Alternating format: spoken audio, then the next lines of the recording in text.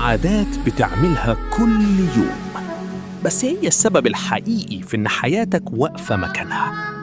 والأسوأ إنك ممكن تكون مش واخد بالك منها. أول عادة: التسويف.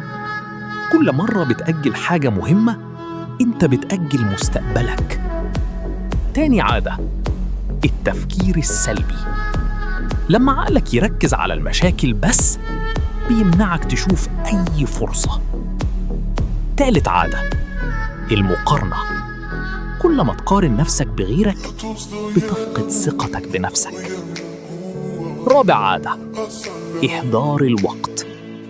ساعات طويلة على الموبايل بدون أي فايدة. خامس عادة: الاستسلام للراحة.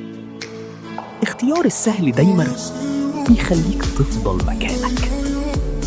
الحل: ابدأ تلاحظ عاداتك وغير حاجة واحدة بس كل يوم، وصدقني حياتك كلها ممكن تتغير بعادة واحدة صح.